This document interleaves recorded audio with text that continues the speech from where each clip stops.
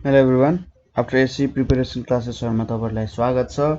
र हामी चाहिँ फिजिक्सको रिभ्यू गरिरहेका छौं साइन्समा र आज थोरै हामीले लाइटको रिभ्यू गर्न गइरहेका छौं एकदमै थोरै लाइटको रिभ्यू जुन चाहिँ जनरली हामीलाई इन्ट्रान्स एक्जामिनेसन्सहरुमा सोधिरहेको हुन सक्छ है सो हेरौं सुरुमा लाइट भनेको के हो भन्दाखेरि सबैलाई थाहा नै छ लाइट भनेको एउटा सेन्सेसन अफ भिजन हो हैन तपाईले कुनै कुरा देख्न सक्नु भनेको के हो त लाइटको कारण हो लाइट त्यो अब्जेक्टबाट ठोकिएर तपाईको आँखामा आइपुग्छ र त्यसपछि मात्र तपाईले त्यो अब्जेक्टलाई देख्न सक्नुहुन्छ लाइटको स्पिड भनेको कति हुन्छ यो चाहिँ fastest speed in the universe हो 3 × 10⁸ मिटर पर सेकेन्ड हुन्छ है fastest speed in the universe 3 × 10⁸ त्यसैगरी यो कुरा भइसकेपछि अर्को कुरा भनेको हामीले लेन्सको बारे स्टडी गर्नुपर्ने हुन्छ थोरै के हो लेन्स भनेको भन्दा पहिलो कुरा त लेन्स भनेको एउटा ट्रान्सपरेन्ट मिडियम हो ठीक छ ट्रान्सपरेन्ट मिडियम भनेपछि यो भनेको चाहिँ जस्तै लाइट चाहिँ एउटा छेउबाट अर्को छेउतिर पुग्न सक्छ जस्तै हाम्रो घरमा जुन सिसा हुन्छ हामीले जुन सिसाहरु झ्यालमा सिसाहरु राखेका हुन्छौं लाइट त्यहाँबाट त बाहिरबाट भित्र आउन सक्नुको मतलब के हो त ट्रान्सपरेन्ट हो ठीक छ पारदर्शी हुन्छ बाहिरबाट भित्र आउन सक्छ किनभने लाइटलाई कसैले पनि छेक्दैन अब ओपेक अब्जेक्ट्स भएको भए हैन तिनीहरुले लाइट छेक्छ जस्तै भित्ताहरुमा तपाईले हेर्नुभयो राति भने कि उतापटिको लाइट देख्नुहुन्छ त देख्नु हुँदैन नि सबै झ्यालबाट छिर्ने हो यिनीहरु चाहिँ एउटा ट्रान्सपरेन्ट मिडियम हो bounded by two spherical surfaces bounded by two spherical surfaces अब स्फेरिकल सर्फेसेस भने चाहिँ यसलाई यसरी बुझ्न सकिन्छ सपोज यो एउटा स्फेरिकल सर्फेस भयो एउटा अहिले 2D मा कुरा गरिरहेका छौं हामीले त्यसपछि यो अर्को स्फेरिकल सर्फेस भयो एउटा त्यसलाई एक्सपान्ड गरौँ ल ठीक छ यो दुईटा स्फेरिकल सर्फेस हो यसरी दुईटा स्फेरिकल सर्फेसहरु एकअर्कासँग छुँदाखेरि के हुन्छ भन्दा यहाँनेर हेर्नुस् है यो स्फेरिकल सर्फेस हो अब यहाँनेर यो स्फेरिकल सर्फेसमा मैले के काम गर्छु भने सपोज मैले यहाँदेखि मेटाउँदै गए अब हेर्नुस् है त यो स्फेरिकल सर्फेसमा मैले यसरी मेटाउँदै गए यसलाई जब मैले यो यसरी यो त दुईटा बाउन्ड भयो स्फेरिकल सर्फेस बाउन्ड भएर बनेको हैन अब यो पार्ट मैले जब मेटाए यहाँनेर अब तपाईले देखिसक्नु भयो होला यहाँ है यसरी मैले जब मेटाए यहाँ के देख्न सक्नुहुन्छ त यहाँनेर एउटा हामीले काम गरेको लेन्स चाहिँ निक्लेको छ यो लेन्स भनेको कुन लेन्स हो कन्भेक्स लेन्स हो हैन कन्भेक्स लेन्स निक्लिरहेछ भनेपछि लेन्सेसहरु चाहिँ दुईटा स्फेरिकल सर्फेसले जनरली बाउन्ड हुँदो रहेछ हैन अब कसरी बाउन्ड हुन्छ भन्ने कुरा चाहिँ हामीले हेर्न जरुरी छ सपोज यहाँनेर हामीले देख्यौं इन्टरसेक्सन भयो भने आउने रहेछ हैन इन्टरसेक्सन भयो भने देखिने रहेछ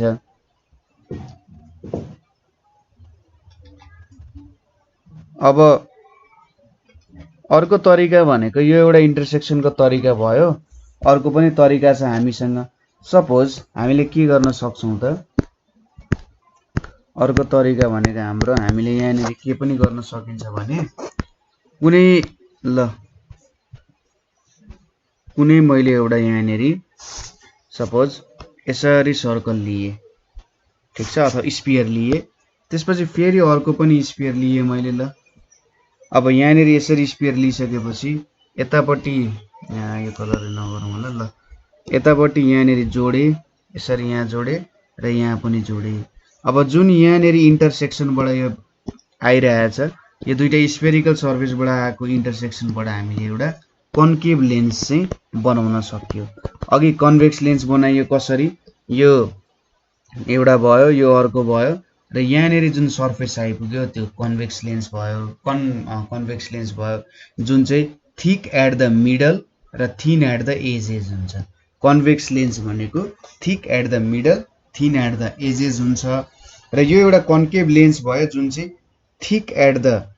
एजेस र थिन एट द मिडल हैन एजेसहरु भन्दा मिडल चाहिँ अलिकति थिन हुन्छ कन्केभ लेन्समा यो दुईटा स्फेरिकल सर्फेसहरुको बाउन्डबाट बनेको फिगर जस्तो भयो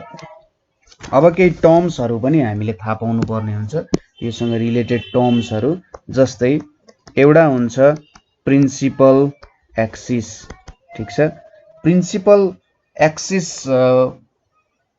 भन्दा पनि सुरुमा हामीले यहाँ तीनटै टर्म लेखिदिन्छु र तीनटै टर्मलाई म एकैचोटी बुझाउँदिन्छु है अप्टिकल सेन्टर त्यसैगरी प्रिन्सिपल फोकस भनेर छ यी तीनटा कुराहरु छ त्यसैगरी यहाँ रेडियस अफ कर्वेचर भनेर पनि आउला रेडियस अफ कर्वेचर भनेको यहीबाट बुझाइन्छ सपोज यो स्फियर भए चाहिँ यसको सेन्टर हुन्छ यसको पनि सेन्टर हुन्छ अब यसलाई मैले r1 माने यसलाई मैले r2 भनेर माने है यो दुईटालाई मैले r1 एन्ड r2 भनेर लिए अरे ठीक छ यसरी मैले दुईटालाई r1 र r2 भनेर लिए र मैले काम गरे भने यहाँ यो r1 र r2 भनेको चाहिँ के हो त इधरको रेडियस हो हैन के हो त यो लेन्सेसहरुको रेडियस हो नि त अभियस कुरा हो अब यो रेडियसबाट हामीले के पाउन सक्छौं भन्दा यो भनेको चाहिँ यो दुईटा सेन्टर जुन छ नि यसलाई चाहिँ सेन्टर अफ कर्वेचर भन्छ पहिलो कुरा चाहिँ त्यो याद गरिराख्नु पर्यो यसलाई के भन्दो रहेछ त सेन्टर अफ कर्वेचर भन्छ भन्ने कुरा याद गर्नु पर्यो अब यो दुईटा रेडियसलाई चाहिँ रेडियस अफ कर्वेचर्स भनेर पनि भन्न सकिन्छ जुन यो स्फियरहरुबाट हामीले यो कन्केभ लेन्स अथवा कन्भेक्स लेन्स काटिएको छ नि हो तिनीहरुको रेडियसलाई चाहिँ रेडियस अफ कर्वेचर भन्छ यो सेन्टरहरुलाई सेन्टर अफ कर्वेचर भनियो हैन र यो रेडियसहरु जुनबाट हामीले यो एउटा कन्केभ लेन्स अथवा कन्भेक्स लेन्सलाई बनाएको छौं त्यसलाई रेडियस अफ कर्वेचर भन्छ यसपछि आउँछ यहाँनेरि म एउटा कन्केभ लेन्सबाट कन्भेक्स लेन्सबाट बुझाउँछु तर कन्भेक्स लेन्समा पनि कन्केभ लेन्समा पनि हुने कुरा चाहिँ त्यही हो है सो यहाँ यो कन्भेक्स लेन्समा जे छ कन्केभ लेन्समा पनि हुने कुरा त्यही हो अब यहाँनेरि पहिले एउटा टर्म बुझ्नु पर्ने भनेको चाहिँ के हो भन्दा अप्टिकल सेन्टर भन्ने टर्म हुन्छ ठीक छ अप्टिकल सेन्टर भनेको चाहिँ जुन यो हाम्रो लेन्स लिएको छौं नि हामीले जुन यो लेन्स लिएको छौं यो लेन्सको जियोमेट्रिकल सेन्टरलाई चाहिँ अप्टिकल सेन्टर भन्छ ठीक छ यो लेन्सको जियोमेट्रिकल सेन्टरलाई चाहिँ अप्टिकल सेन्टर भनेर भनिन्छ कुरा क्लियर छ र त्यसपछि यहाँनेरि आउँछ पोइन्ट्सहरु फोकस भन्ने पोइन्ट्सहरु आउँछ यहाँनेरि एउटा फोकस छ यहाँनेरि एउटा फोकस भन्ने पोइन्ट्सहरु आयो ठीक छ यो फोकसको बारे बुझौं के हुँदो रहेछ सपोज रेडियस अफ कर्वेचर बुझौं अब फोकस भनेको चाहिँ सुरुमा प्रिन्सिपल एक्सिस बुझौं प्रिन्सिपल एक्सिस भनेको चाहिँ यो हाम्रो मैले अप्टिकल सेन्टरलाई चाहिँ ओसी भनेर लेखे यो अप्टिकल सेन्टरबाट पास हुने लाइनलाई चाहिँ के भन्छ त प्रिन्सिपल एक्सिस भनेर भन्छ ठीक छ यो अप्टिकल सेन्टरबाट पास हुने लाइन अब तपाईले भन्नु होला अरे यहाँबाट मात्रै पास भइरहेछ होइन तपाईले यसरी पनि लिन सक्नुभयो त्यो लाइन यसरी पनि लिन सक्नुहुन्छ केही फरक पर्दैन त्यसैगरी त्यो लाइनलाई तपाईले यताबाट पनि लिन पाउनुहुन्छ त्यो लाइनलाई तपाईले यो डाइरेक्सनबाट म यता लिन्छु भन्न नि पाउनुहुन्छ केही फरक पर्दैन ठीक छ यो भनेको प्रिन्सिपल एक्सिस भयो अहिलेको लागि चाहिँ मैले यो यही लाइनलाई माने यो मेरो प्रिन्सिपल एक्सिसको लाइन भयो अब तपाईले यहाँनेरि के गर्नु भने प्रिन्सिपल एक्सिस सँग यसरी प्यारलल रेजहरु पठाउनु हो ठीक छ यो साइडबाट पठाउनु हो अब यो साइड पनि ट्रान्सपरेन्टै छ यतापट्टिको साइड पनि के छ त ट्रान्सपरेन्ट त हो नि हैन यहाँनेरिबाट नि लाइट पास भइहाल्छ र त्यसैगरी यतापट्टिको साइड जुन छ नि यो साइड पनि के छ त ट्रान्सपरेन्टै छ दुई साइडै ट्रान्सपरेन्टै छ तर ठीक छ एक साइडको कुरा गरौँ सपोज तपाईले प्रिन्सिपल एक्सिस सँग एउटा रे प्यारलल पठाउनु भयो भने र यो चाहिँ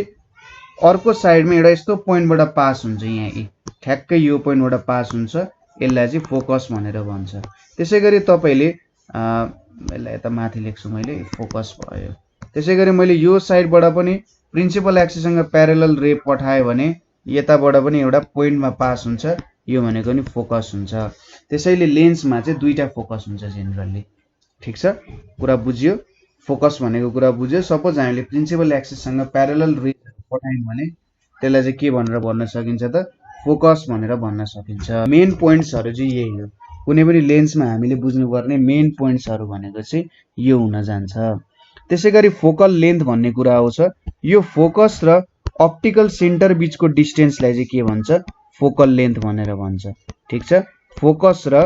अप्टिकल सेन्टर। यो फोकसलाई चाहिँ प्रिन्सिपल फोकस पनि भन्छ है। तपाईले प्रिन्सिपल फोकस अथवा जस्ट फोकस भन्नु भने चाहिँ यही पोइन्ट तपाईले बुझ्नुपर्छ। र प्रिन्सिपल फोकस र अप्टिकल सेन्टर बीचको डिस्टेन्सलाई चाहिँ के भन्छ त फोकल लेन्थ भनेर भन्छ। यसको युनिट भनेको के हो त मिटर हुन जान्छ।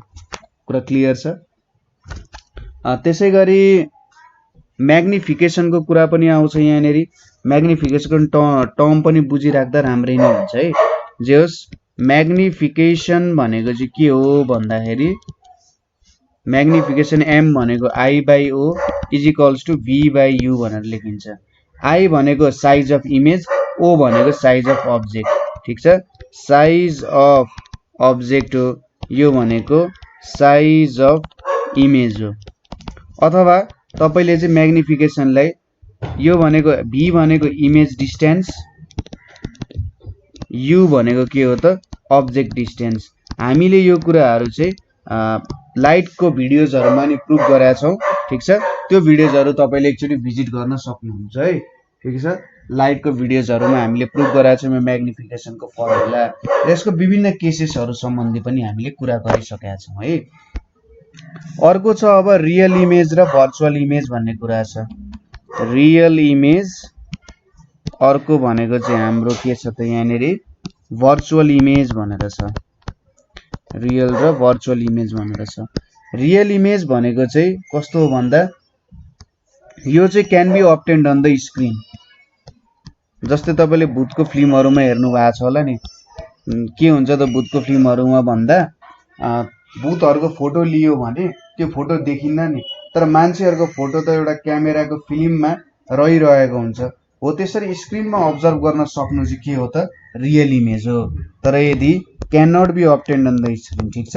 भर्चुअल इमेजलाई चाहिँ can not be obtained on screen,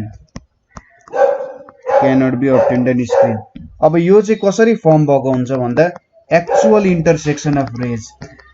actual intersection of रेजले फर्म भएको हुन्छ। जस्तै कस्तो कुरा गरेको भन्दा मैले एउटा यसरी लेन्स लिए अरे, जस्ट फर एक्जाम्पल मैले यहाँनिर एउटा अब्जेक्ट राखेँ, एउटा अब्जेक्ट राखेर यहाँनिर सुरुमा गरे भने यो सुरुमा यसरी फोकसबाट पास हुन्छ। त्यसैगरी मैले यसलाई अप्टिकल सेन्टरबाट पठाए भने नि यो केही पनि डिभिएसन हुँदैन। यसरी यो पोइन्टमा त यो दुईटा रेज इन्टरसेक्ट भयो नि त हैन। ठीक छ, जस्ट मान्नु अहिलेको लागि यहाँनिर यो दुईटा रेजको के भयो त एक्चुअल इन्टरसेक्सन भयो। त्यसैले यसले एउटा रियल इमेज बनायो। यहाँनिर रेजहरु जुन आएको थियो त्यसको एक्चुअल इन्टरसेक्सन भयो, त्यही भएर यहाँनिर रियल इमेज बन्यो। भर्चुअल इमेज भनेको सपोज तपाईले एउटा प्लेन मिरर लिनुभयो, प्लेन मिररमा आफ्नो इमेज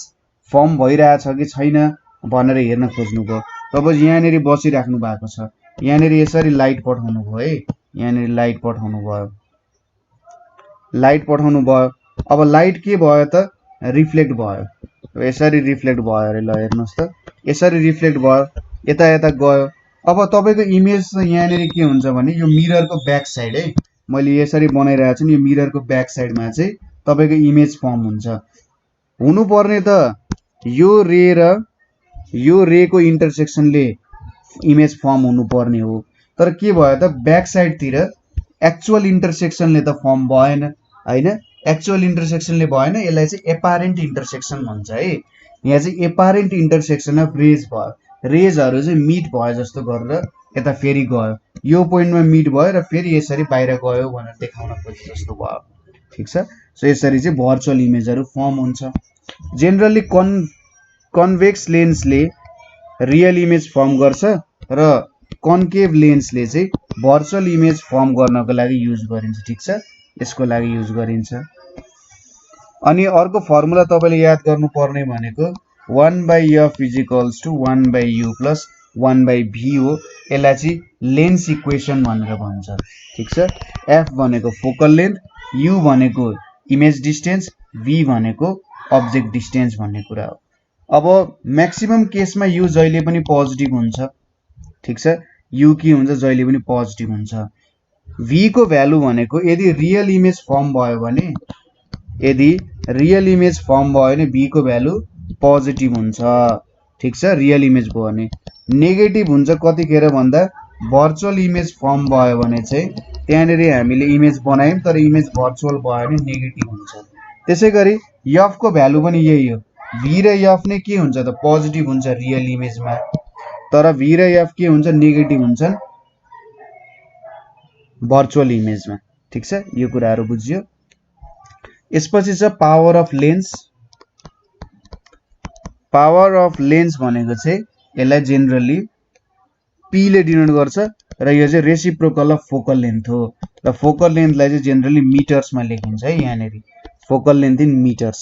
र यसको युनिट भनेको चाहिँ डायोप्टर DIOPTRE डायोप्टर और अर्को तपाईले के देख्न सक्नुहुन्छ रेडियन पर मिटर भनेर देख्नु हो भने त्यही हो डायोप्टरलाई जेनरली क्यापिटल D ले लेख्छ यो फर्मुला तपाईले याद गर्नुपर्ने हुन्छ कसैले 1 डायोप्टर 1 लेन्सको पावर 1 डायोप्टर भन्नुको मतलब के बुझ्नु भन्दा लेन्सको p = 1 भन्नुको मतलब f = 1 मिटर रहेछ भन्ने कुरा बुझ्नु पर्ने हुन्छ ठीक छ अर्को चाहिँ यहाँनेरि अब डिफेक्ट्स अफ भिजन भनेर छ तपाईको आँखामा के डिफेक्ट्स हुन सक्छ भन्ने कुरा भयो अब डिफेक्ट्स भनेको कि तपाईले टाढाको देख्नुहुन्न कि नजिकको देख्नुहुन्न पहिलो छ सर्ट साइटेडनेस भनेर छ सर्ट साइटेडनेस भनेको मायोपिया भनेको चाहिँ के हो भन्दा नजिकको देख्ने ठीक छ नजिक देख्ने र टाढा नदेख्ने नजिकको देख्ने टाढाको नदेख्ने सर्ट भन्ने बित्तिकै के बुझ्नु नजिकको देख्छ तर टाढाको देख्दैन भने त्यसलाई मायोपिया भनेर भनिन्छ र यसलाई सुधार्नको लागि चाहिँ कन्केभ लेन्सको युज गर्न सकिन्छ ठीक छ के हुँदो रहेछ कन्केभ लेन्स अर्को छ हाइपरमेट्रोपिया अथवा यसलाई चाहिँ लङ साइटेडनेस भनेर पनि भन्छ लङ साइटेडनेस अथवा हाइपरमेट्रोपिया यसले चाहिँ टाढाको देख्ने लङ भनेपछि टाढा र तर नजिकको नदेख्ने ठीक छ नजिक नदेख्ने ठ्याक्कै उल्टो एकअर्काको र यो चाहिँ एउटा कन्भेक्स लेन्सले हामीले सुधार्न सक्छौं हैन कन्भेक्स लेन्सको युज गरेर हामी यसलाई सुधार्न सक्छौं अर्को छ सिम्पल कुराहरु म तपाईहरुलाई भन्न गइरहेको छु जेनरली सोध्न सक्छ भनेर तर यो कोर्स भनेको चाहिँ 11 क्लासको कोर्स हो माइक्रोस्कोप भनेको चाहिँ एउटा अप्टिकल इन्स्ट्रुमेन्ट हो तपाईले युज गर्नु भएको छ होला ल्याबहरुमा पनि यसले के गर्छ त कुनै कुरालाई म्याग्निफाई अथवा ठूलो बनाउने काम गर्छ अनि एकदमै सानो अब्जेक्ट्सहरु छ भने त्यसलाई ठूलो बनाउने काम गर्छ दुई प्रकारको माइक्रोस्कोप जेनरली हामी युज गरिरहेका हुन्छौं सिम्पल एन्ड कम्पाउन्ड माइक्रोस्कोप भनेर हामी युज गरिरहेका हुन्छौं अब सिम्पल माइक्रोस्कोप चाहिँ वाच मेकरहरुले हैन वाच मेकरहरु घडी बनाउनेहरु त्यसैगरी ज्वेलर्सहरुले युज गरिरहेका हुन्छन् ज्वेलरी बनाउन कम्पाउन्ड माइक्रोस्कोपहरु चाहिँ ल्याबोरेटरीमा युज भइरहेको हुन्छ हैन ल्याबोरेटरीमा अब भाइरस ब्याक्टेरियाहरुलाई अब्जर्भ गर्नु पर्यो भने त्यो बेलामा युज भइरहेको हुन्छ ठीक छ टेलिस्कोप भनेको त सबैलाई थाहा नै छ टेलिस्कोपले के गर्छ टाढा टाढाको अब्जेक्ट्सलाई हेर्न मद्दत गर्छ ठीक छ त्यो कुरा थाहा भइहाल्यो त्यसपछि अर्को कुरा भनेको हाम्रो यहाँनेरि लाइटमा